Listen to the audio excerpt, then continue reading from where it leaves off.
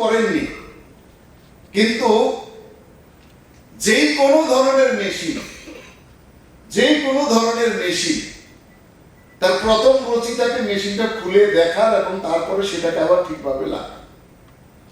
এমন কোনো মেশিন নেই, ইনক্লুডিং গাড়ি, বাইক, পাম্প মেশিন থেকে শুরু করে টিভি, ফ্রিজ, যা কিছু বাড়ির মধ্যে অ্যাভেলেবেল আছে, সিলিং ফ্যান থেকে শুরু করে সমস্ত কিছু, সে কিন্তু বেশি দূর পড়াশোনা করেনি, কিন্তু কোনো অংশে কোনো একজন ইলেকট্রিক ইঞ্জিনিয়ার চাইতে কম নয়। কিন্তু তার গতানুগতিক শিক্ষা ব্যবস্থায় সে 12ও পাস করতে পারেনি। সেই অবস্থায় যদি সে এই শিক্ষা ব্যবস্থা পেত, তাহলে আজকে কিন্তু সে একজন বড় ইলেকট্রিক ইঞ্জিনিয়ার হিসাবে নিজেকে প্রতিষ্ঠিত করতে পারত। আমার কলকাতাতে যে অফিস সেক্রেটারি ছিল, সেও 12 গন্ডি কোনোদিন পেরোতে না। আমার কম্পিউটারে কাজ যে করত, সে কম্পিউটারের সফটওয়্যার হোক কিংবা হার্ডওয়্যার হোক, কম্পিউটারে এমন কোনো ফাংশনিং নেই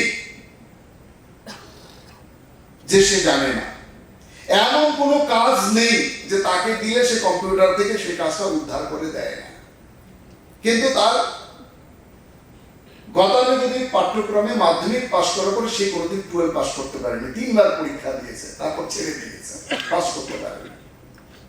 কিন্তু সেই শিক্ষা ব্যবস্থা যদি তার সেই কম্পিউটার, এখন যেটা একদম বাচ্চাদের কম্পিউটার শেখানোর যে ব্যবস্থা রাখা হয়েছে, সেটা যদি থাকতো, তাহলে আজকে সে এই শিক্ষা ব্যবস্থার মাধ্যমে শিক্ষা গ্রহণ করে একজন বড় কম্পিউটার ইঞ্জিনিয়ার হতো।